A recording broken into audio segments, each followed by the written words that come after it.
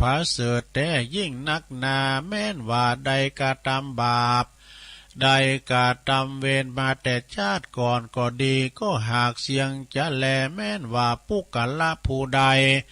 ได้เอาธรรมเทศนาอันนี้ไปเทศต่อหน้าศพก็ดี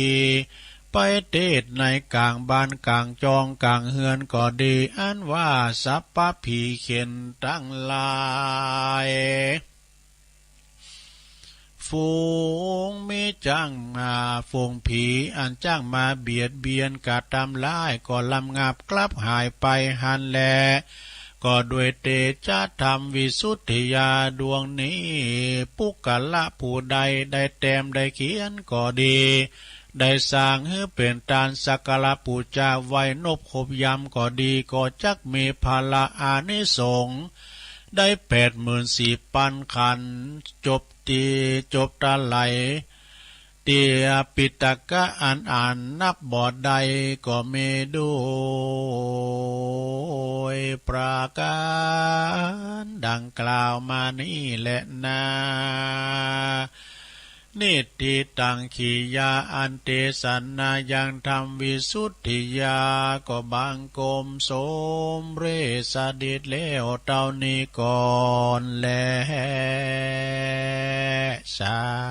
ธุสาธุสาธุเอาแล้วศรัทธาจบลุงไปทำวิสุทธิยาเนาะการต้านไปหายาติกาวงศาปินปอปินแม่ก็ได้เอามาเทศนาศรัทธาได้ฟังกันเนาะสรุปไปเมื่อก่อนหน้าแล้วเนาะ รับไปแล้วก้าลงเอ้ยนะขอบคุณเด้อตีศรัทธาเจ้าภาพตีเปิ่นมาปิ้นเจ้าภาพจะได้อ่านรายชื่อกันเนาะศรัทธาเนาะอ่านรายชื่อตีเปิ่นปิ้นเจ้าภาพนะพี่น้องตั้งป่าคาตั้งดอยสะเก็ดเนอะศรัทธาเนอะก็มีศรัทธาเนอะศรัทธาเจ้าก็มีอันนี้เป็นตาลธรรมนะตาลธรรมวาสาก็ดีก็มีศรัทธาแม่แสงจันทร์สมรูปนางสาวภัทรวดีสุดาคามหรือว่าวงเล็บน้องการเปิ้นก็ทำบุญนะทำบุญขันธรรมนะตลอดวาสา3 เดือนตุยนะเพื่ออุทิศบุญกุศลไปหาผู้ลงหลับไปมีดังต่อไปนี้เนอะปออุ้ยคำแม่อุ้ยติบสมรูปปออุ้ยพินแม่อุ้ยยวงเศรษฐยะปอน้อยวอนนี่นะเนาะปอน้อยวอนเศรษฐยะแล้วก็ปอทาแม่นาคสมรูปแม่ปออินสนนะปออินสนเจริญทรัพย์นางจัญญาสุดาคำนางไพศาลเพิ่มบุญเพิ่มพูนนะแล้วก็ตานไปหาเทวบุตรเทวดาแม่ธรณีเจ้าตีเจ้าแดนปอเกิดแม่เกิดเจ้ากรรมในเวรตัวยอันนี้เป็นอยู่บ้านเลขที่65 หมู่65/2 หมู่ 4บ้านป่าค่าดอยสะเก็ดเนอะนะแล้วเปิ้นก็มีลายซองนะมีอันนี้ทำบุญเขาวาสาด้วยนะแม่แสงจันทร์สมรูปนางสาวภัทรวดีสุดาคำน้องการตอนนี้เปิ้นก็ตานขันเข่าไปหาย่างผู้ลงหลับดับขันก็มีปออุ้ยคำแม่อุ้ยติบสมรูปปออุ้ยพินแม่อุ้ยยวงเศรษฐยะปอน้อยวอนเศรษฐยะปอทาแม่นาคสมรูปเนี่ยนะป้ออินสนเจริญทรัพย์นางจัญญาสุดาคำนางไพศาลนะบุญเพิ่มพูนนะแล้วก็ตานไปหาเทวบุตรเทวดาพอเกิดแม่ธรณีเจ้าตีเจ้าแดนเจ้ากรรมนายเวรหมดอันนี้ก็ของแม่แสงเนาะสมรูปต่อไปก็แม่แสงสมรูปเหมือนกันโอ้แม่แสงเมาไว้กันเนี่ยนางสาวภัทรวดีสุดาคำน้องการอันนี้ทำบุญการน้ำกับไฟวัดพระธาตุดอยน้อยเนอะขอบคุณเนอะแล้วก็มี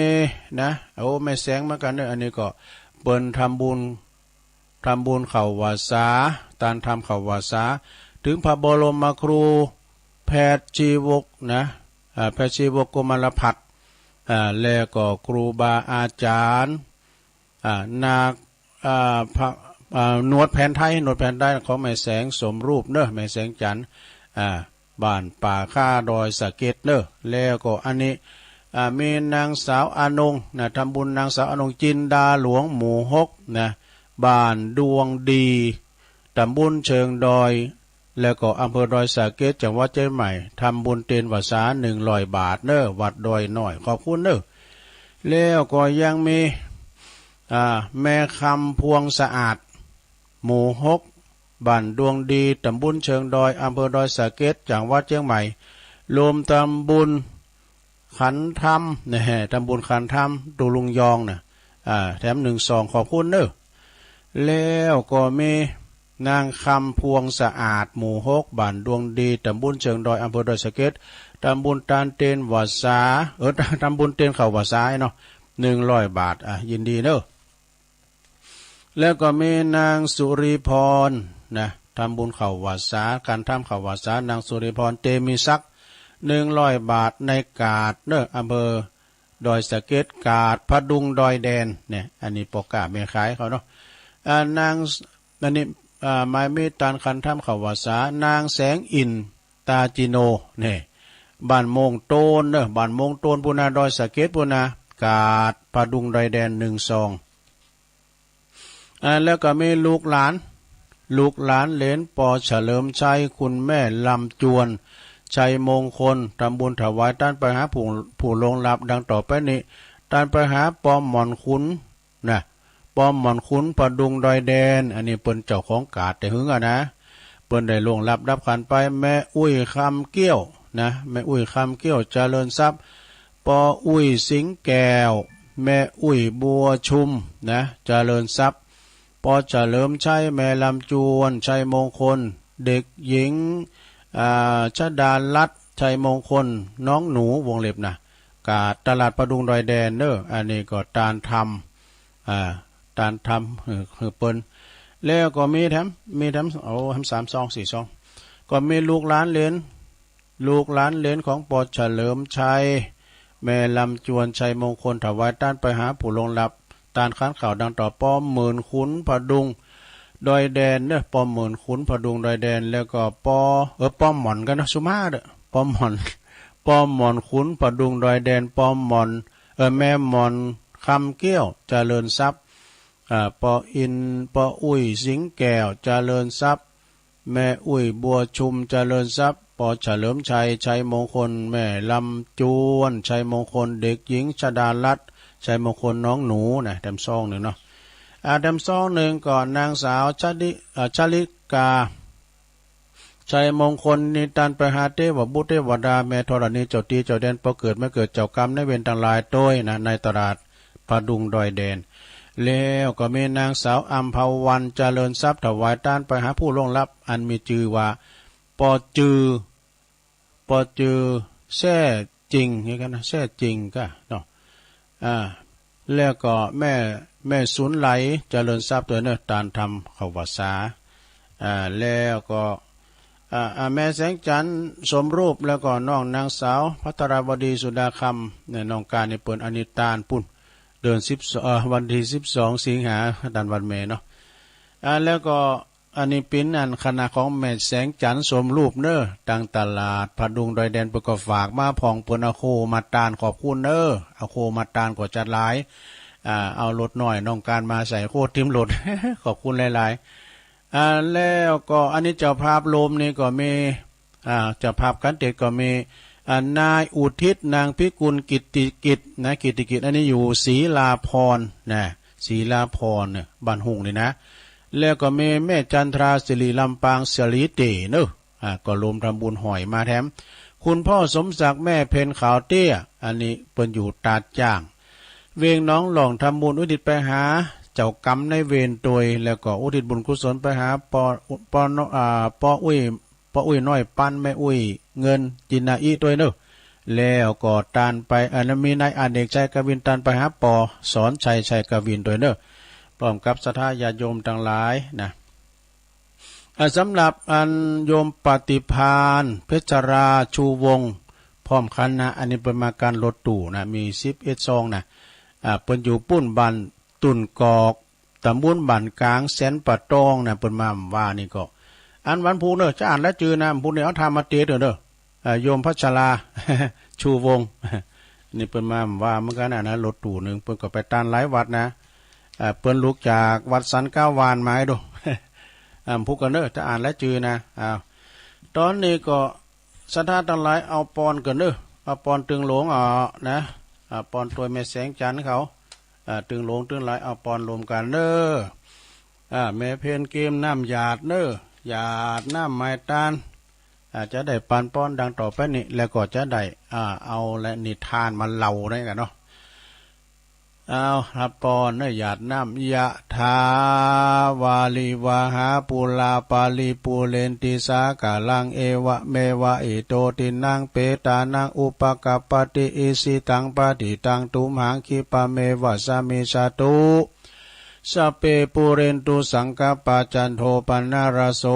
ยะถามณีโจติรโสยะถาโสยะติธัมโมจะอายังนิทัสสิโตเปตานะปูจาจักตาอุลาลา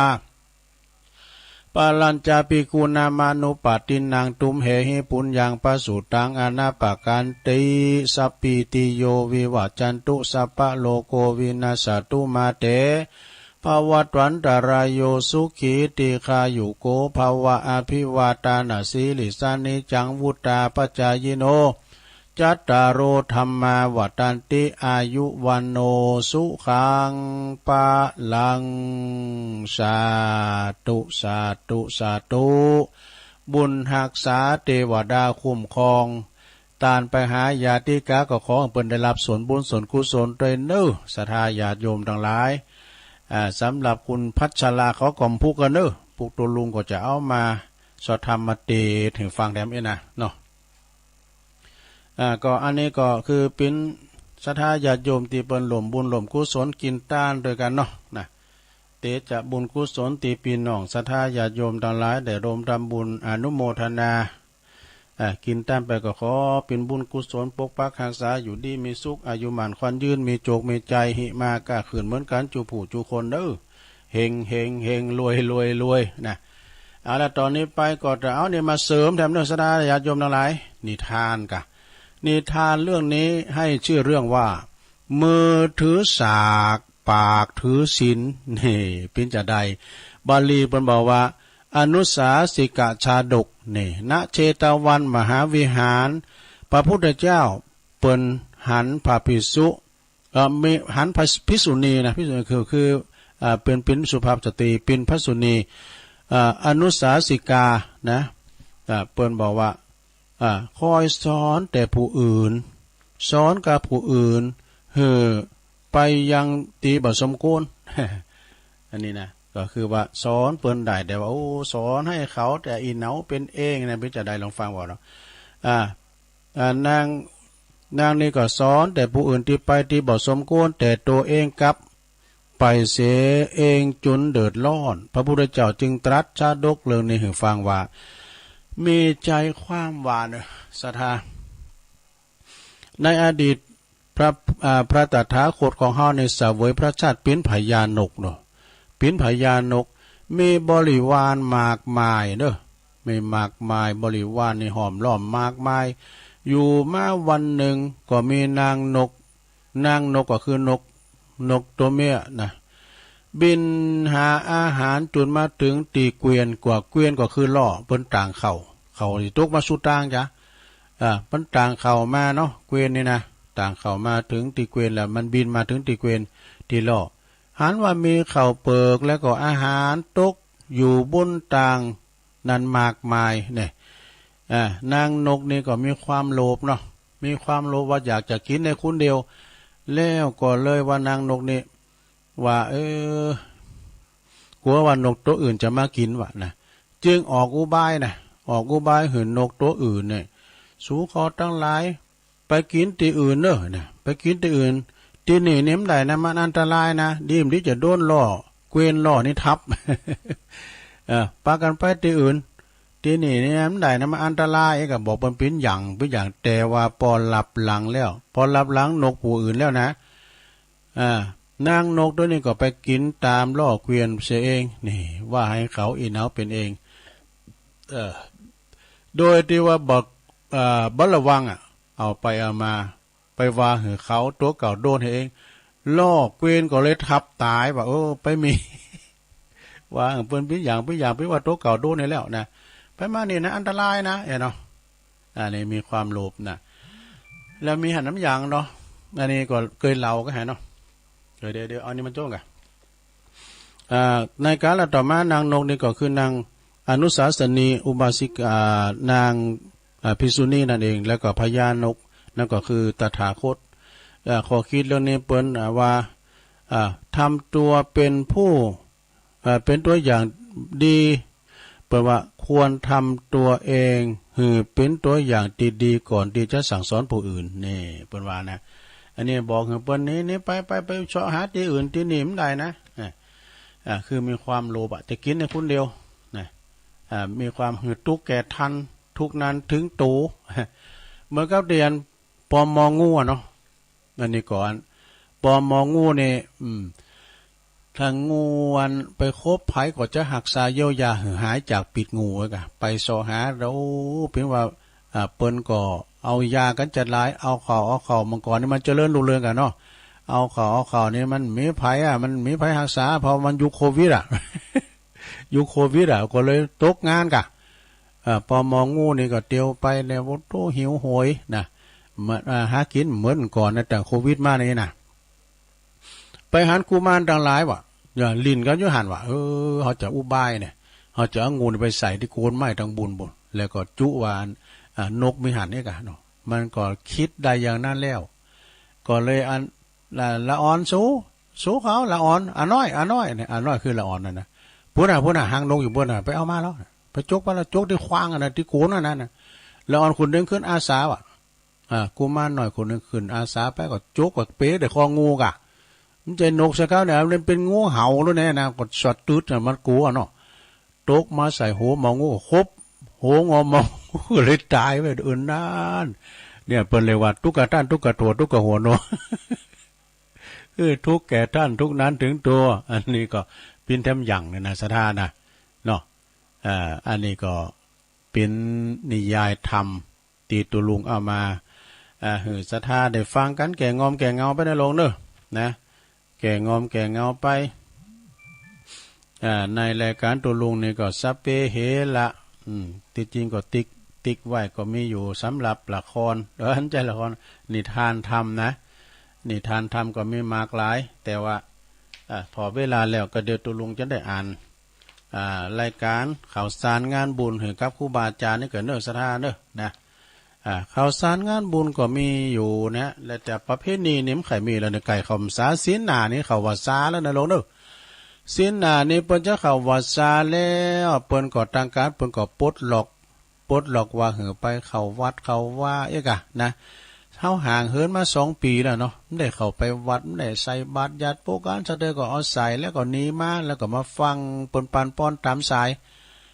แล้วก็ไม่ได้ไปนอนวัดเดี๋ยวนี้จะขึ้นเก่าขึ้นหลังเนอะสนาเนอะนะเฮาก็ไปวัดไปว่าอาบน้ำฟังธรรมไปฟังเทศฟังธรรมกันเมินแรงนี่นะแล้วก็เฮาก็ไปใส่บาตรญาติโปกันเนาะเนี่ยเอาข่าวสารงานบุญแหลกนะอันนี้ก็ไกลอยู่เด้อ27 28 29กรกฎานะข่มซาแล้วก่อนนาทีวันสองแควตำบลสองแควอำเภอดอยหล่อของเฮาเนี่ยโดยเมตตาธรรมอาจารย์ท่านพระมหายาณสัจจายาโนซึ่งเป็นเจ้าอาวาสวัดสองแควเนี่ยจะมีการฉลองพัดปรริญญานะประโยค2 ตุนประโยค1 ตุนเนอะนี่พี่น้องสองแควบ้านกลางนะอุ้ยเปิ้นศรัทธากว้างกินต้านโมนกินต้านหวานมีคุณหลวงคุณหลายค่าบดีกว่าหลายในวันที่27 กรกฎาคมนี้เปิ้นก็จะแห่เนอะตอนรับพัดหยดนะแล้วก็28นี่เป็นวันแห่เป็นวันห่างเป็นวันดา29นี่เป็นวันฉลองผัดเนอะจะมีการเจริญพระพุทธมนต์สื่อโพราจัตตาหลวงแบบล้านนาจึงขอประกาศเชิญชวนพี่น้องศรัทธาญาติโยมไปแสดงมุทิตาจิตรวมกันด้วยเนอะพระจะไปหับสังพระจะไปหับปิ้นเจ้าภาพโครงการก็ติดต่อได้ที่ท่านเจ้าอาวาสนะท่านอาจารย์ท่านพระมหายาณสัจจายาโนเนอะงานประจำปีเมืองกลางแล้วไปแล้วไม่ได้คัดออกได้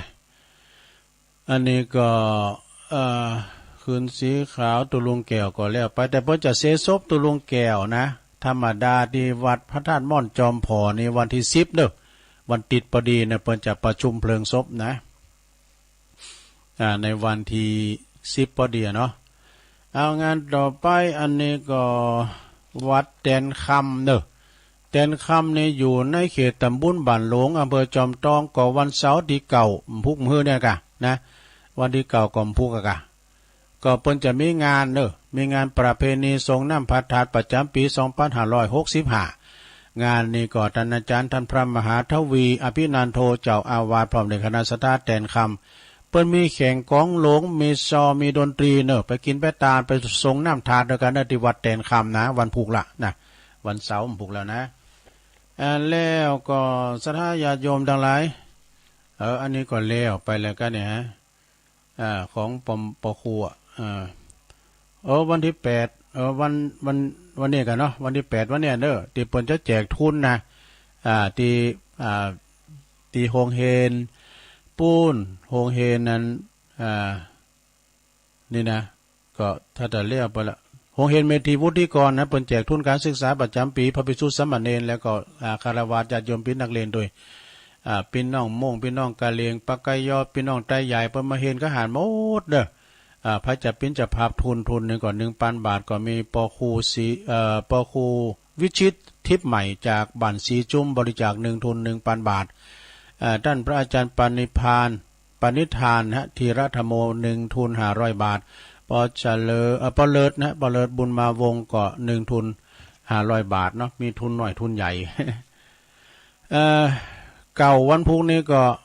ปีวัดพรหมมงคลตาหล่อนี่เป็นตาลตีนโดยเด้อตาลตีดินโดยนะ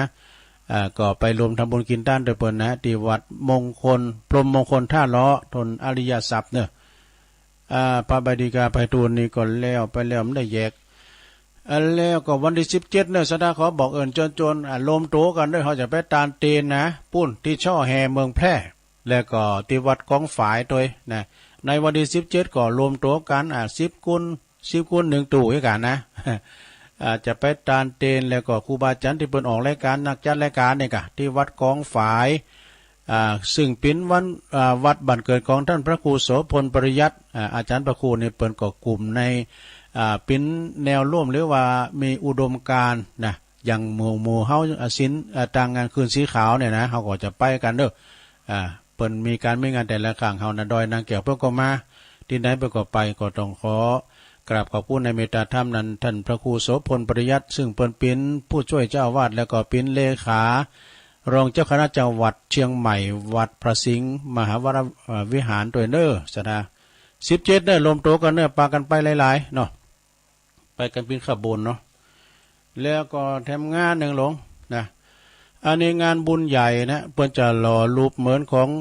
พระครูวรวุฒิคุณหรือว่าครูบาหลวงปู่ครูบาอินโทนะหลวงปู่ครูบาอินโทนี่อดีตเป็นก่ออยู่นะด้อยหล่อเขาเนี่ยนะอายุเป็น100 ปีปุ่นเด้อก่อนในวันที่27 สิงหาคมบนนั้นตุลุงก็เลยประกาศแจ้มไปก่อนตัวหน่อยเพิ่นจะรอที่ไหนก็วัดปุณกาวัดคันธวาสทุ่งปุยเขาจะปูจาก่อนคำนะก่อนทองคำชุดละ999 บาทนะก็หรือว่าศรัทธาญาติโยมจะไปรวมปูจาแผ่นดวงแผ่นทองต่อตามกำลังทรัพย์กำลังศรัทธาการณที่วัดคันธวาสทุ่งปุยเนื่องในวันที่27 สิงหาคมก็ไกลอยู่นะตัวลุงก็ประกาศแจ้มไปนะ7อันนี้แม่อายหลงก็แล้วไปว่าแล้วทุกวันที่23นะโยมเด้อจังหวัดศาลาตำบลน้ำแพร่อำเภอหางดงโดยเมตตาบารมีธรรมหลวงพ่อท่านพระครูโชติสุวรรณสอนหลวงพ่อเจ้าอาวาสพร้อมด้วยคณะศรัทธาปอหน่อยปอนนั้นปอจานลำวัดเปิ้นก็กืดตึงหาอย่างเมตตาบารมีธรรมในการจากไปของครูบาเจ้าอินตากัตตปุญโญนะซึ่งก็หลวงปู่ท่านพระครูพิพิธธรรมบุญปุญญาภิรักษ์นะเปิ้นก็จะมีการทำบุญทุกวันที่23เนาะ23นี่ก็จะมีอยู่เปิ้นจะมีการฟังเทศน์ฟังธรรมฟังสวดพระอภิธรรมนะแล้วก็เปิ้นกำหนดการมาแล้วนะปลายปีเนี่ยนะประมาณเดือนธันวาเปิ้นจะมีการงานบุญใหญ่ในการสลายลางหรือว่าทำบุญพระราชทานเพลิงศพ ตันครูบาเจ้าอินตากตปุญโญนะแต่ว่ามันกำหนดวันเตอนะไปเดินไปปีเดินธันวาเนาะศรัทธาญาติโยมทั้งหลายแต่ปีนี้นี่เพิ่นจะมีเข้ากรรมกันเนาะศรัทธาเด้อมีเข้ากรรมกันหลายปริวาสกรรมก็จะมีเนอะที่วัดม่อนฤาษีปีนี้จะฟื้นฟูมาละนะพระสงฆ์จำนวน400-500จะมากันละนะทั่วประเทศแล้วก็จะมีเข้ากรรมปลายปีเหมือนกันประมาณเดือนธันวาคมคณะสงฆ์ตำบลยางครามนะฮะที่วัดใหม่พัฒนาโดยเมตตาธรรมอาจารย์พระครูสถาพรพัฒนารังสีเพื่อว่าตุลุงจองมาเนอะปลายปีนี้น่าจะเข้ากรรมไอ้โลถ้ามันตัดกันตุลุงก็ไปแต่ว่าในตำบลนี้ก็จะมีเหมือนกันอันนี้ที่วัดม่อนห้วยแก้วโดยเมตตาธรรมอาจารย์พระครูกัลยาณปราโมทอาจารย์สมหวังปีนานใน2 ปีที่แล้วเนี่ยเพิ่นแป้งตูบแป้งปางว่าจะดีตุลุงพอจะไปจองตูบแล้วเนี่ยโอ้เป็นว่าเปิ้นยกเลิกโควิดนะนี่ก็ขอประกาศให้ศรัทธาญาติโยมมีหลายปีนะที่จะเข้ากรรมนะแล้วก็งานประเพณี11ท่านว่างานไหวสาหรือว่างานสวดอิติปิโส108จบของวัดปากตางเจริญก็จะมีมานะหลายตีหลายงานน้องศรัทธาเนาะแล้วก็ทำงานหนึ่งศรัทธาญาติโยมทั้งหลายโดยศูนย์บริการคนพิการเทศบาลตำบลหนองลอกนี่เปิ้นก็จะมีกิจกรรมเนอะกิจกรรมสะพานบุญนะเยี่ยมบ้านเยี่ยมใจห่วงใยคนพิการตำบลหนองล่องเนี่ยเปิ้นก็จะมีการจะไปลมบุญในการบริจาคปัจจัยเป็นเงินทองเงินไทยมันจะว่ากับคนพิการนะคนที่เปิ้นติดต่างติดเองก็จะซื้อแผ่นเพิกอีกเนาะนะในการนี่ก็ไปรวมบริจาคกันได้ตลอดเวลาเนอะแสดงความนับถือมาโดยนางกัญจนาเนาะคุณกัญจนาจันทรเสนาประธานศูนย์บริการคนพิการตำบลหนองล่องนะแล้วก็ใช้ทางงานโดยฝากประกาศด้วยนิกรชัยน้อยนะตุลุงวาวลินบอกว่านายกสมาคมคนพิการตำบลหนองล่อง กำนันเป็นเลขาทุ่งโป่งปิ้นเฮลันยิก ว่ากันไปเนาะว่าเอาโมนได้นะศรัทธาเนาะอันนี้ก็เป็นข่าวสารงานบุญสำหรับพี่น้องศรัทธาญาติโยมเด้อที่ได้ส่งมาเนาะแล้วค่ะครูบาอาจารย์ท่านใดก็ดีที่มีข่าวสารงานบุญต่างวัดต่างวาก็ส่งมาต่างลายก็ได้นะนักรบธรรมตุลุงก็จะได้ประกาศข่าวสารเปิดเป็นการกระตุ้นการทำบุญนะศรัทธาญาติโยมพี่น้องบ้านเฮาไปอยู่เมืองฟ้าเพิ่นก็จะได้ยินโอ้พี่น้องบ้านเฮาบ้านเกิดเฮาเพิ่นมีงานเฮ้ยนะคุณแม่จีรพันธ์โมป้อพี่น้องบ้านไกลเนอะปูนแม่ขจารเวียงป่าเป่ากราบไหว้สาธุลงฟังอยู่เจ้าชัดเจนดีสาธุสาธุเจ้าอธิการวิชาสุจินโนนะตุปิชาเจ้าคณะตำบลมงน้อยเจ้าวัดป่าตาลเนอะก็ถักมาต่างลายแล้วก็เจริญพรประตังปอครูสุทัศน์การทวังเดเนอร์ปอครูเฮาอันนี้เปิ้นเป็นปอจานมรคนายกของวัดป่าตาลด้วยไอพงเดเนอร์บันแซมตังปอครูมงคลมูลชีพด้วยนะหรือว่าท่านสทมงคลปอหลวงลอยโยมพี่ยุพินหอมมาลาอันนี้ก็หรือว่าปีน้อยจากปูนบ้านแม่โยกปุณณะในเวงบุญสาธุสาธุฟังอยู่เจ้าพี่ไอ้บรรจงกันทวงเนอะอันนี้พี่ไอ้ไตโหเฮาปุ้นเปิ้นปิ้นตัวแทนพี่น้องตั้งนำดิบเนอเนอะไหวสาครับตุลุงฟังอยู่เนอะนะแล้วก็จันแสงเลี่ยมปีนานซิกใหม่เนอะอันนี้น้องเขียดหนึ่งนะฟังอยู่แม่เดือนเพ็ญทิมวางแม่เดือนเพ็ญนี่เปิ้นอยู่วันน้องหานำบ่อลงนะสับเตอเปิ้นมีขอความดีๆไปก็ส่งมาให้ตุลุงมาเผยแผ่เอกนะเผยแผ่ขอบคุณแม่เดือนเพ็ญเนอะวันที่17ก่อนถ้าจะไปโดยแม่จันเขาเนาะไปกินแป้ตันด้วยกันแต่ปุ่นเมืองแพร่แห่ครัวตาลแล้วก็แม่แดงอัมพรจากปุณณะแตนดอกไม้จอมตอง แล้วก็แม่สลินทิพย์บุญเลิศอันนี้ไหวสาฟังอยู่เจ้าปุ้นเปิ้นฟังทางเน็ตอยู่กรุงเทพปุ่นนะแม่สุทัศน์ดีมูลนี่อันนี้ก็ฟังอยู่เจ้าโอ้เป็นกำลังใจบ่เนอะกักตัวเป็นยังเนาะพักผ่อนให้พอแม่ครูธัญญากศน.โดยเนอเจริญปอนวันนั้นก็คงจะไปตานเตนโดยการเนอท่านพระครูโสพลเปิ้นจะไปตานเตนวัดบันเกิดเปิ้นนะกลุ่มเทพารักษ์16นะเพื่อนพ้องน้องพี่อันนี้ก็ทุ่งโป่งหนึ่งส่งสติกเกอร์มาเนี่ยเปิ้นเราข่าวโมนปวดโอ้ยเราเขาตามหมู่บ้านนะทุ่งโป่งนี่เปิ้นคุ้นคว้าโน เพื่อคุ้นคว้าเอามาจุดใดนะบันนั้นก็เป็นอย่างหนึ่งบันนั้นก็เป็นอย่างหนึ่งนะโอ้สักวันจะเอามาออกรายการก่อนทุ่งโป่งหนึ่งโดยกฤษกรแสงเงินชัยตุปีโอมนะเป็นปิ่นพระอสวเลยนะหักษาพระภิกษุสงฆ์ผู้สูงอายุชราภาพผู้สูงวัย เอาแผ่นเพิดไปแจกไว้กันเนาะทำงานนี่จกตัวเก่านะตัวลุงมีรายได้รายเงินเนี่ยก็ได้นะจิตอาสาดูยือมันเนาะแล้วก็อันนี้ลุบนิ่มเป๋อเนอะสาธุเจ้าตุลุงรับฟังอยู่เจ้าปราณีสันทรายโหลินเนอะเจ้าเจริญปอนเนอะปราณีสันทรายโหลินฟังอยู่เจ้าสาธุนี่ แม่หลวงสุมาลังกาพินอันนี้เป็นอยู่ป่าหาเนอตำบลเมืองจีนะกราบไหว้สาธุลุงฟังอยู่เจ้าเนี่ยแม่จีกันธนิสายะอันนี้เป็นอยู่เว้งป่าเป่าบนเนอฟังอยู่แม่ฟองคำติ๊บแก้วแม่ฟองคำเนาะแม่ฟองคำก็ฟังอยู่เนอแม่ครูทองคำที่วงคำเนี่ยเจ้าเสาหินสีโบบานอารุสวัสดิ์เจ้าวันนี้ยังมีบุญแถมวันหนึ่งที่มีลมหายใจสาธุเจ้าเหมือนกันเนอได้ยินเสียงไก่ขันอยู่ได้หันตะวันอยู่เนาะเป็นบุญหอแถมวันหนึ่งนะแม่พันธาวันนะจากป่าไม้แดงเนอนมัสการเจ้าตัวหลวงแม่ฟังตลอดเนอแต่เจ้าจะเป็นจะทุกเจ้านะตื่นเจ้ามาก็ฟังเป็นกำลังใจทุกเจ้าวัดเหล่ามนทาเนี่ยฮกเนอเหล่ามนทาก็คือเหล่าเป้านะพระจะซื้อตีดินตาเนี่ยก็ติดต่อได้เนอะนะติดต่อได้เปิ้นจะซื้อตีดินกันนะฉะนั้นก็เจอกันได้นะสกายชมรมสกาย80นี่ก็ฟังกันอยู่นะฮะศรัทธาญาติโยมทั้งหลายก็ขออนุโมทนาในสายบุญกับปีกับน้องศรัทธานาบุญเฮาที่ได้รวมกันรวมกินรวมทานรวมกันแล้วก็รวมฟังเทศน์ฟังธรรมด้วยกันทำงานหนึ่งก็ศรัทธาญาติโยมปูนหลังอบจละปูนนี่ก็จังหวัดเจ้าชัยหนองหลุมนะตำบลป่าซักอำเภอเมืองเปิ้นก็จะมีการประชุมเพลิงศพพระอธิการโยธินยานวโรนะเปิ้นอายุได้43แล้วก็พรรษา23นะซึ่งก็เปิ้นจะได้ห่างเปิ้นจะได้เสกันในวันเสาร์วันติดกะประชุมเพลิงศพวันที่10นะอันนี้เปิ้นก็ที่แรกก็นิมนต์ตุลุงเหมือนกันแต่ว่าบ่สามารถไปได้เปิ้นจะมีงานที่วัดเนาะก็ขอสุมาตัวอันนี้มาลายแรกละเจริญปอนเจ้าไอ้เจ้าแม่น้อยเนาะเจ้าแม่พ่อยที่เพิ่นฝากต้องมาทันอ่านวันจันทร์เนาะตอน3 โมงเดือนเจ้าแม่พ่อยนะเจ้า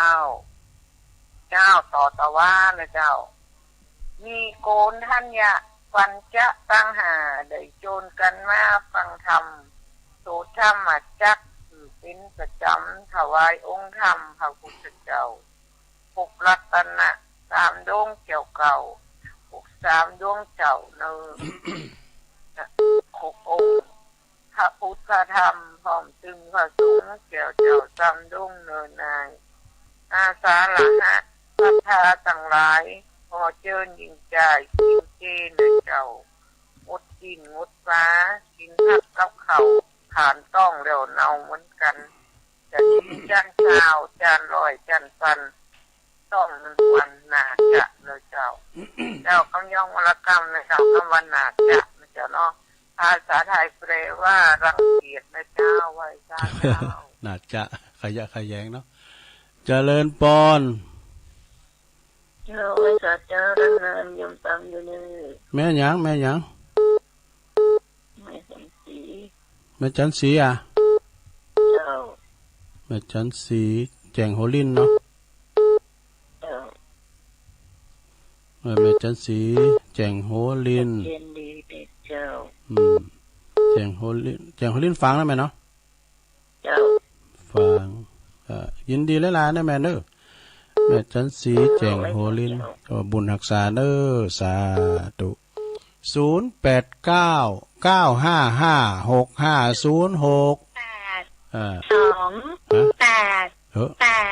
8 นั่นมาใหม่เด้อเจริญปอนเจ้ากับพระสาเจ้าตุลุงแม่สุเกียวศิลพรเนอะวันนี้ก็มีบุญวันหนึ่งตื่นขึ้นมาก่อนจะมีลมหายใจได้ฟังน้ำฟังธรรมจากตุลุงเด้อเจ้า กราบไหว้จ่าเด้อตุลุง บุญรักษาเด้อเจ้าสาธุแม่สุขแก้วศรีละพรปิ้นประจำเปิดก็ฟังตลอดเนาะศรีละพรเจริญปอนสวัสดีมาเจ้าจานเจ้าลุงโอ้เยอะปากผมถอดอาจารย์ยายพรร้องวัวแดงฉันกับแป้งเชียงใหม่เนาะยาวฟังเจ้าแล้วบอกรับไปตัวนี้ฟังไปตัวนี้ฟังช่วยรับช่วยล่ะเนี่ยนี้เอาเปลี่ยนเลยนั่นกะพี่ยังเลยฟังไปทำกล่อมรับเนาะทำกล่อมรับฟังไปรับไปฟังไงเนาะเจ้าแต่ว่าฉันนึกว่ามาแบบเห็นว่าทำมาก็คูออกแต่ว่าก็มานะกะว่าแรงเนี่ยแรงใจนั้นจะรายการตัวลุงเหรอน่าจะต้องจำกะรายการตัวลุงแรงกับวันจันทร์วันการแต่ว่าเจ้าไอ้ก็จะเป็นวันพัดศุกร์เสาร์เอกะแม่จะแม่ยายพรผมจำลูกวันเสาร์เป็นไทยก็เป็นฟังหมดฟังหมดฟังกูตุนกูองนะหนอตัวลุงก็เนี่ยฟังจนรับเป็นไหนเราฟังขอบคุณยายพรหลายๆเด้อบุญหักษาเนาะกินข้าวหลายๆกินข้าวหลายๆมัมเจริญปอนแกได้แซ่เจ้าตะลุงแม่สีทอนมาแล้วน้องบัวชัยประการเนาะเจ้าโอ้น้องบัวชัยเจนดีเนี่ยวันนี้นะตะลุงโอ้ฟังน้องพูดกับพระบาทอุดมเนาะเจ้าพระบาทอุดมเจ้าโอ้ดีเลยกะชัยประการน้องบัวมาแล้วมึงฟังยังมาเด้อมาแล้วกะแจงโฮลินเนาะแม่จันสีเจ้ากำลังใจนะตะลุงขอบคุณแม่สีทอนหลายๆเด้อน้องบัวชัยประการโอ้วันนั้นเปิดก็ฝากห้อมไปส่วนซบตุลงแก้วคูณละ300แม่สวรรค์หลักตัวแล้วต่อยนางปุ้นจะดอนแก้วแล้วซบตุลงแก้วเจริญปอนคนอารมณ์ดีมาแล้วแม่จันโซมานี่จักวันนี้ลูกเจ้าไปฟังทำตัวตุลุงอยู่อย่างงั้นก็แล้วไปแล้วเนาะน่าก็แล้วไปแล้วเนาะไม่อายกันแล้วล่ะไม่แสบกันแล้วล่ะถ้าฟังทำฟัง2วัดกันนะตัวนะโอ้โหติดใจแต่นะมันไกลกันก่อวัดมันไกลกันก่อวัดไกลแล้วเจ้า4 กิโลหมกปอดีกะวัดแม่สายคนไป5 พันไปกันแล้วก็นั่งอันตำบลอย่างก็เป็นพิจารณาตำบลนะไปหาตำบลนั้นหัก2เจ้าฉลองเนี่ยกันมันไม่แซวกับฉลองไม่อายเนาะงานใหญ่ขนาดโอ้ตัวไม่อายก็กำแลกับพี่น้องไตหลายเริ่มสังกันนี่เนาะเจ้าหลายแต่ไม่สูงค่าจังหวัดต้นก็มาอยากต้นมาใหญ่เนาะหลวงพ่อท่านพระครูวิทานธรรมโสพลเจ้าคณะอำเภอไม่อายเนาะพี่ลุงก็ฮู้จักเปิ้นดีเปิ้นเป็นวันเกิดเปิ้นโดยเปิ้นก็72แล้วเนาะตั้งกุฏิเปิ้นโดย72แล้วเจ้า72ตุลุงเคยไปนอนเจ้าสาธุตุลุงเคยไปนอนที่หากะนอนโอ้โหกุฏิเปิ้นน่ะเหลือรีสอร์ทก่อนเด้อนอนจุบ่มรับเจริญปอนครับกราบนมัสการครับผมพี่นันซิกใหม่มาแล้วพี่นันจันฟังเจ้าแล้วเนาะครับผมฟังที่ทางหมดนี่จ้ะนิทานเพราะว่ามือซื้อสากปากทุศิลครับอาชีพฟังตัวดีกะน้องเขียด1เนาะดีแล้วโทษครับผมชาวบ้านเดี๋ยวมาเล่าข่าวนะเล่าข่าวนี้เนี่ยเด็ดฟังตัวม่วนเนาะแต่เล่าข่าวก็นู้นตัวก็จะว่ามีคนฟังหูบ่คำม่วนก็อย่างงูจับแซวกับตัวตุ้งโป่งนึงกันเนาะเล่าข่าวได้บ่จางคุณกว่าเดี๋ยววันนี้จะเล่าสักกันบ้าน2บ้านกันเนาะดีกันรับกับตุ้งโป่งขอบคุณหลายๆเด้อบุจะถามฟังครับปิ่นนั้นจันเด้อห้องปิ้นกำนันกันน่ะโอ้โตหุ่นหางนี่เหลือกำนันกันด้วยนี่น่ะเจริญปอนไม่ทราบเจ้าตุลุง ไม่สาวรักนะเจ้ามาแล้วชัยประการแม่สาวรักมาแล้วฟังอยู่เจ้าตุลุงฟังเจ้าแล้วเนาะชัดดีเจ้าชัดเจนจันดีเจ้าไม่สาวเจ้าตุลุงเจริญพรเนอะเจ้าสาธุอันนี้ก็ชัยประการเนอะแม่สาวรักนะอภิวงศ์0899555656วันนี้เป็นวันศุกร์ท่านคืนเบิ้ลก็เกมน้ำมุนกันเนอะหลวงพ่อใหญ่เฮาเนาะหลวงพ่อท่านพระครูสุจิตานุรักษ์นะหลวงพ่อเปิ้นจะได้สวดมนต์ออนไลน์เกมน้ำมนต์กันไว้เจริญพรใช่ครับตุลุงปนันปันนะครับปนันปันมาเลยฟังอยู่เนาะงงเลยแหละดูโอ้ต้อง2 โมงเลยปนันปันอินมากขอบคุณหลายๆเด้อถ้าบรรทาดอนใจเพราะนั้นเปิ้นปิ้นจานวัดเลยนะถ้าดอนชัยลูกเปิ้นปิ้นพาครูกันเด้อแต่ไหวลูกเจริญพรแต่ว่าสายเจ้าตุลุงห้ามตะเต้าเจ้าฟังอยู่นะเจ้าแม่ผันเจ้าแม่ผันมาแล้วทำกับเต้าพี่น้องแต่ตัวแทนอันนี้ใช้ประการเนาะแม่เนาะเจ้าผันทำกับเต้าทำกับเต้านี่ดังกับพ่อเปิ้นนั้นเป็นสถานที่ท่องเที่ยวเนาะเคยไปแล้วเคยไปตานเตียนโนพี่นั่นน่ะที่ไอ้ละไปห้องเพลงอุทาหรณ์ของคนรุ่นเก่าไอ้ละคาราไมออสคาราไมคนเข้างานจังหวัดเนาะที่ท่องเที่ยวดูที่ท่องเที่ยวทำเต้ามาจานเตียนกันแล้วเหรอเตกะเริ่มกรุงเทพเริ่มเข้าแล้วเหรออันนี้ใช้ประการนะแม่เนาะเจ้าใช้ประการจะเจริญพร0899555656เจริญพรครับผมอยู่ตั้งใดจ้ะป่ะฮะสีสวยไม่สวยครับปอแสวงครับมันตันเป็นปอแสวงก็หายไป10,000เนี่ยเขาอยู่มันแบบติดดีกะไม่สวยสบายดีเนาะเจริญพรสบายดีป่ะเขาเรียกแข้งขาอ่อนก้ำกะเดี๋ยวนี้ก็ไม่ได้ประมาทกันนะเขาอยู่แล้วก็ติดติดแล้วแปลกหน่อยตกดีหน่อยติดรักษาสุขภาพแม่จะรักษาแล้วเลยนะก็ขอบคุณปอแสวงหลายๆเนอะสาธุปอแสวงนี่เพิ่นก็ฟังตลอดนะปูนประดังปอลงวินครับปูนฟังใดนะปอลงวินเนี่ยฟัง104เนี่ยนะเพลงป่าเป่าปะโธว่าก็ฟังตุปิโอเตธรรมโมนะเตธรรมมนกัมปนาตเจริญพรครับใบสาตุลุงแม่บุญพินนะใบสาตุลุงเจ้าแล้วเนอะแม่บุญพินก็เข้าเฝ้าพระเจ้าด้วยกันเนาะเข้าพระเจ้าเจ้าแล้วเนอะป้าติ้วกำลังใจลุงเนอะน่ะก็ขอบคุณหลายๆเนอะแม่เนอะสาธุแม่บุญพินป้าติ้วแม่ลิมมาแล้วเจริญพรเจ้าไว้สาเจ้าตุลุงเจ้าเวียนเป่าเจ้าไม่ชื่อกันทันนี้เนาะเจ้าใช่แล้วเจ้าจิตตาฟักตาเจ้าไปแล้วเจ้าไปผ่าสุดโดยอยู่เจ้าดีค่ะเจ้าปอฟังไปเนาะเจ้าไว้สาเจ้าเจริญพรขอบคุณแม่สาธุ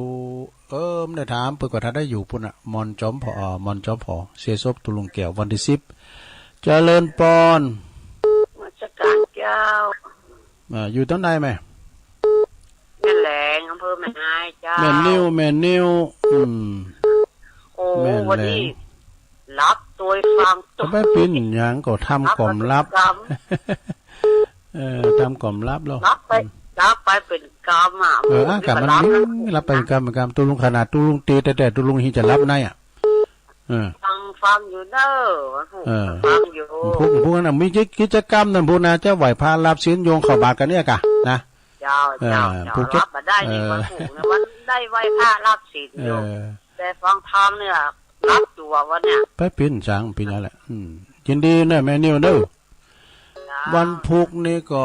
จะได้เตะทำให้พี่น้องตั้งพี่กะตั้งโยมพัชราเขานะตั้งเพื่อกะตั้งสลับปีกันเนาะก็โจกเนี่ยมันจะกะเจริญปอนอาจารย์จัตุลงแม่พิมพ์มาเจ้าแม่พิมพ์ป่าเดชมาแล้วฟังเจ้าละเจ้าป่าเดชในเมืองนะแต่ว่าก็ฟังท่านพระครูกับตอนบ่ายสามว่าโอ้ทำมาเขาเปิดนำไปปฏิบัติได้แต่ตัวลูกในฟังอโมนนะเนอะป่าเดชในเมืองเนาะชัดเจนดีนะเจ้าชัดเจนดีเนาะขอบคุณนะแม่พิมพ์เด้อเจ้าแม่พิมพ์นี่เปิดเป็นปีของแม่โนนเนาะป่าเดชเหมือนกันนะที่ต่างแห่งสาธุเจ้าแม่จรูนโอ้เจ้าปัญญาณวัดตะลูเขาได้ฟังธรรมหางบ้านไปแล้วได้ฟังธรรมบ้านเนาะแต่เจ้าเลยเจ้ามีบุญทำบ้านหนึ่งกันเนาะฟังนำฟังธรรมวิสุทธิยาไหมทำวิสุทธิยาเจ้านะโมนโทแม่แสงจันทร์เขาเปิดปิ้นเจ้าภาพนะกะกาดพดุงดอยแดนวันนี้จะไปทางใดเลยเจ้าวันนี้ก็ไม่มีอย่างก็ซักผ้าซักโคก็เพียววัดเพียวว่าผู้ประมาเป็กตุ10 ตุนเป็กตุเจ้า10 ตุนแล้วก็วันจันทร์นายกเก่าจะมาโบสถ์เป็นตุเจ้านะปิ้นมาหมดแล้วปู่โจยก็ปิ้นแกปิ้นแกก็ปิ้นกับนั้นก็ปิ้นนายกก็ปิ้นมาแล้ววันนี้เขาปิ้นตุเจ้าก็สาธุแม่จรูนปกปิงเมืองนะป่อไพบูลเขานะขอบคุณเด้อเอิ้นไปตั้งพี่น้องตั้งปอจิกเราฟังอยู่ปอสมจิตเขาปอจีเขาแล้วก็ปอเกตเขาปอเกต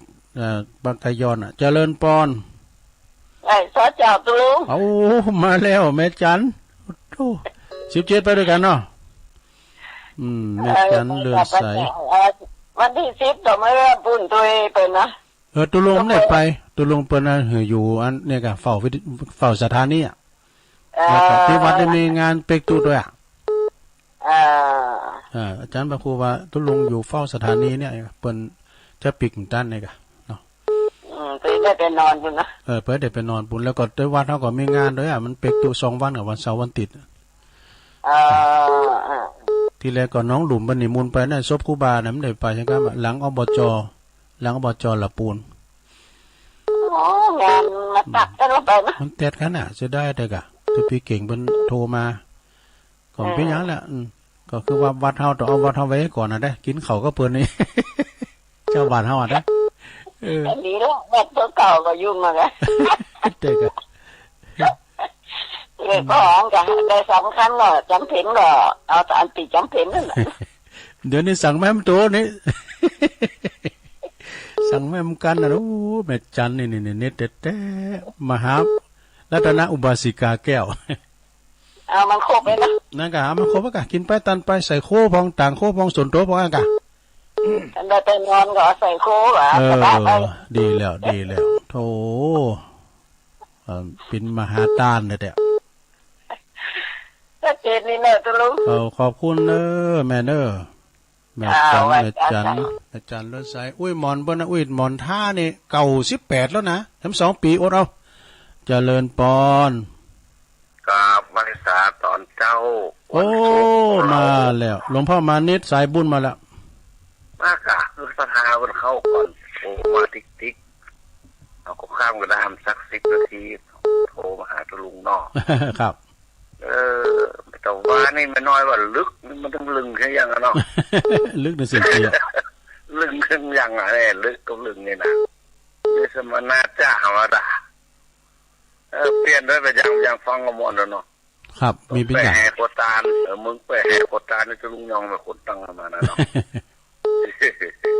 แต่ว่าไปพวกที่อันมาไปคุณร้ายเหรอคนที่เป็นไปตัวมันเป็นหมู่โคกบ้านห้วยอ่างตำบลแม่โป่งเลยเนาะอาจารย์โสเภชผมเหียปนนวลตะลิโยเหีย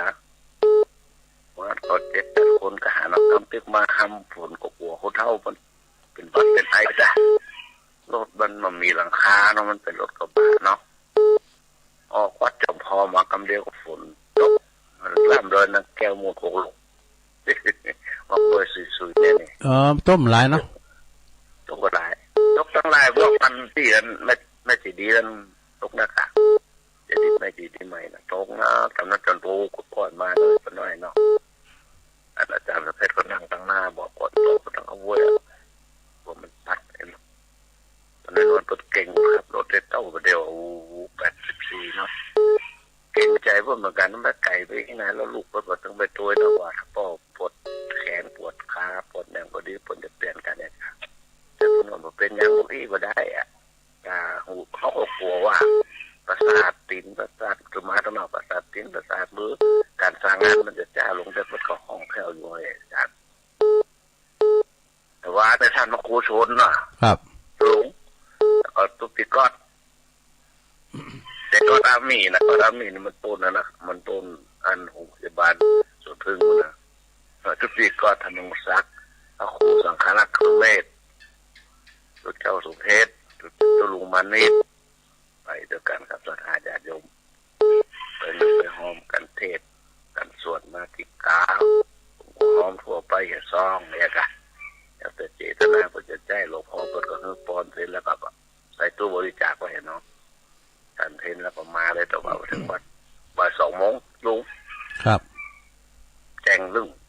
สบายดีคืนนี้เนาะครับสบายดีสบายดีวันนี้10 แต่คนตั้งไว้ไปเนาะแต่90ตั้งนี้แต่งงานจะใกล้มาตัวลุงเนาะเข้าภาษาฟังเทศฟังธรรมกินตานเมตตานภาวนาไปเนาะกำหนดเอาศีล5ศีล8แขนไว้กับตัวกับตนเนอสถานญาติโยมไหว้สาธุลุงนะครับครับผมขอบคุณหลวงพ่อนักเนอสาธุหลวงพ่อมานิษฐาวโรสำนักสงฆ์ห้อมบุญเนออ้าวเจริญปอนเจ้าสาธุเจ้าแม่น้อมมาเจ้าแม่น้อมได้วันน่ะมาได้ฟังไปเข้าวัดมาแต่คืนนี้ตาจ่างน้องหลอกชัดเจนดีเนาะแม่ชัดเจนดีดีละอยู่ดีมีสุขนะแม่เนอะสักวันจะเอาอันนี้มีลาดมาเทศเนี่ยอุ้ยมอนลาวงสายยะแล้วก็แม่บุญมีหรือว่าแม่สีทอนปันวาลีเนอะเนมิลาดทำประจำปีเกิดเปิ้นแม่ตาเนาะแม่ตาในเจ้โฮมฟังไปกูตุนกูองเนาะเขาพรรษาแล้วเนาะน่ะก็เดี๋ยวก็ฟังพระครูแถมพระครูก็ต่อจากตุนวันนี้พระครูชลทานพิทักษ์เนอะครูบาแดงแล้วก็ท่านอาจารย์ไมตรีเขาเวสโกวัดพระพุทธบาทตากผ้าเดี๋ยวนะต่อจากตัวลุงนี่นะเดี๋ยวถ้าฟังเนอะเจริญปอนไหว้สาเจ้าเอาแม่จันทิพย์มาแล้วเจ้าฟังเจ้าละเนาะเจ้าวังแต่เจ้าเกตกาลามเกตกาลามทำมาด้วยสมวนดีเจ้าหน่อยนักแต่มีคุณชมนะเนมิลาดทำก้ามแต่เอาวันทำเนมิลาดกับทำก้ามนะเจ้าวิสุทธิยาแล้วไหมวันต่อไปพัดหนาซุกหนานี่ก็จะเอาทำของอุ้ยมอนละวงสายยะนะแล้วก็เมสีทอนปันวาลีเขาเนี่ยเป็นทำประจำปีเกิดปะเนาะแม่จันทิพย์ก็ฝากไหวสาบารมีธรรมหลวงปอด้วยเนอะเจ้าไหวสาเนอะเจริญปอนนั่นก็สินหนาเนี่ยก็วันที่13-14นะวันที่12นี่ก็วันหอแล้วก็เนาะ14ก็งานบุญเด้อสงน้ำพระตาติสี2เมืองเด้อวันที่14นะเจริญปอนมัสการตะลุงเจ้าแม่อยู่ตรงใดอยู่จันหอมเจ้าโอ้แม่จันหอมอันนี้เป็นอยู่ปูนป่าตึงหลวงปู่ล่าเจ้ากรรมสการเนอตุลุงอันนี้เป็นตัวแทนเนอะตัวแทนหลวงปู่ล่าพี่น้องตั้งป่าตึงนะอันนี้เป็นตัวแทนแต่เลยเวลาทั้งหน่อยมาได้อยู่0899555656ซ้ายก็กึนเหมือนกันเนอะ สายก็ขึ้นเหมือนกันเมื่อเจ้านี่เปิ้นได้ไปไหนเจออ้าวแม่เพนว่าไปเลย เจ้าวันเจ้าแสงไฟสว่างกายแสงธรรมะสว่างกายสว่างกายได้แสงไฟสว่างในกายเท่านั้นเจ้าชัดเจนนี่เนาะจ้าเด้อขอบคุณเด้อแม่เพนเด้อสาธุสาธุแม่เพนนี่เปิ้นเป็นสะพานบุญนะคนสู้ชีวิตนะจังซอเฮายังมาแฮแม่สายพินตุงสานเจริญปอนไว้สาธุลุงโอ้อุบาสกมาพ้นเดี๋ยวนี้หั่นปอบุญตันป่าไร่ฟังอยู่ตลอดลุงปอบุญตันป่าไร่อันนี้อยู่3ยอดหลักปิงขอบคุณปอนเด้อสาธุปอดโตปอบุญตันนี่ก็แน่นเหนียวเด้อฟังกูต้นกูองอ่ะนะรุ่นแรกกันล่ะรุ่นบุกเบิกเจริญปอนไหนซักเจ้าไม่ยืนนะแม่ยืนปินตะอันนี้ตัวแทนเป็นน้องลองเข้าเปล่าปินตะอุ่นฟังกูเวลาเนาะเจ้าไม่ลงเขาก็ฟังอยู่ก้าเนาะเจ้าฟังเหมือนกันนั่นก็วันนั้นงานประเภทนี้เป็นโมนซอก็โมนคุณก็หลายปีหน้านี่ตูบีคอนได้แข่งกองแล้วอ่ะตูบีคอนก็สวดเก่งแต่เนอะแต่พูดตัวเสียงป้อยดีบนสวดมนต์เก่งดิอ่ะตูบีคอนน่ะยินดีแม่ยินหลายๆเนอะเจ้าไว้เจ้าโธ่ร้องเคอขวาวตำบุญน้องโยงก็เอิ้นไปตางงานบุญด้วยเด้อ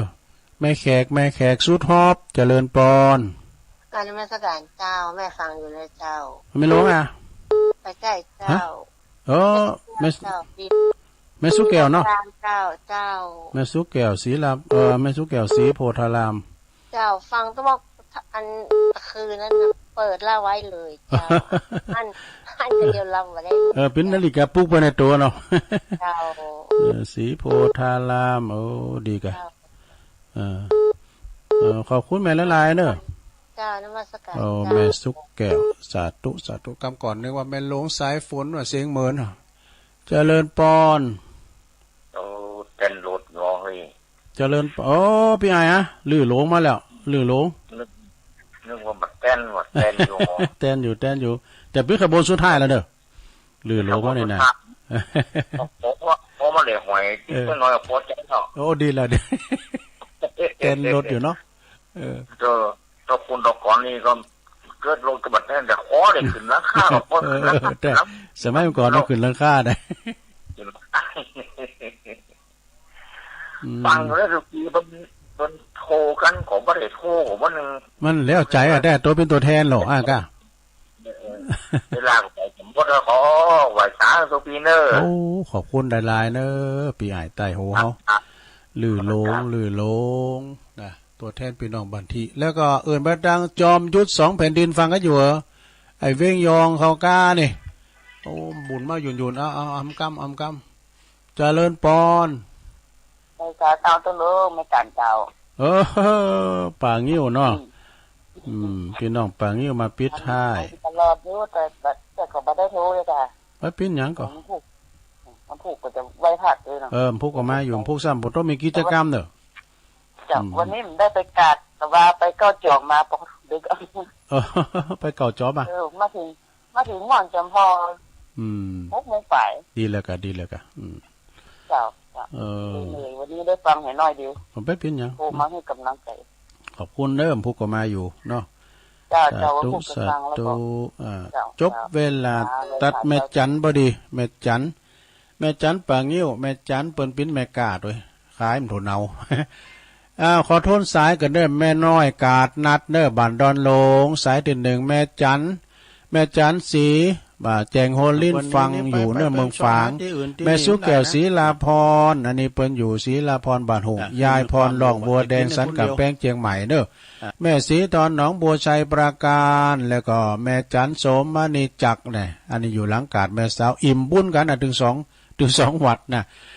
พี่นั้นจันน้องเขต1เด้อแม่สาวาลักษ์ชัยปราการและก็ปนันปันอินมาศอันนี้ปนันจากทาดอนชัยจากอำเภอแม่ทา แม่บัวผันจากถ้ำตับเตาใจปราการเนื้อปอแสวงจากอำเภอแม่สวยบ่ดูนะแม่บุญพินจากป่าติ้วแม่ริมนะแม่จีการดานีจากเวียงป่าเป่าแม่นิ้วแม่แหลงแม่อายนี่วางง่ายแม่นิ้วแม่แหลงแม่อายแม่พิมพ์ป่าแดดจากในเมืองเนอะแม่จรูนปกปิงเมืองนะแม่จันเลือนใสเวงตาการหลวงพ่อมานิถาวโรสำนักสงฆ์หอมบุญป่าไม่แดงดอยสะเก็ดเนอะแม่น้อมตาจ้างเวงน้องหล่องแม่ตาแม่ตะนายเจ้ห่มลำปางแม่จันติบเกตการามในกลางเวงเจียงใหม่แม่จันหอมป่าตึงเนอะจากหลวงปู่ล่าตัวแทนพี่น้องจากป่าตึงดอยสันกำแพงแม่เพนขาวเตี้ยจากตาจ้างคนสู้ชีวิตเนอะป่อบุญตันป่าไร่จากสามหยอดหลายปิงแม่เย็นปินตะอุ่นตัวแทนพี่น้องบ้านล่องเคอกวาวแม่สุแก้วสีโพธารามเนอะแล้วก็พี่ไอ้ใต้โหลือหลวงบันทิแล้วก็แม่จันป่างิ้ว28สายกันนะโอ้โหพอดีกะขอบคุณกูเสงกูสายเนอะวันนี้แต่วัดตุลงอู่พิษอู่ถูกประการจันได้ก็ดีก็ขอสุมากับเจ้าปีในน้องตัวเนอะแต่อู่โวยพองแต่ไปชุดรูไปแซงเปิ้นอู่ยำเปิ้นโทพอยนะขอเยี่ยมดักว่าฟังเบอร์ตัวเอ้ยตัวไปแซงเปิ้นไหนนะวันนี้ก็พยายามแต่บ่แซงบ่ทำเตอก็มันบ่านำลายนะขอสุมาด้วยเนอะขอบคุณสถานีทุกคืนทุกช่องด้วยเนอะที่เปิ้นลิงสัญญาณไปวันพุ่งนี้ก็ไปปะกันใหม่เนอะทุกเวลาเดิมทุกมีกิจกรรมไหวพาอับซิมเนอร์นำรายการจากลาสตาไปก่อนจงดีมีใจโน้นการจุกนจุดกันจัตตาโรธรรมาวัฏันติอายุวันโนสุขังปะลัง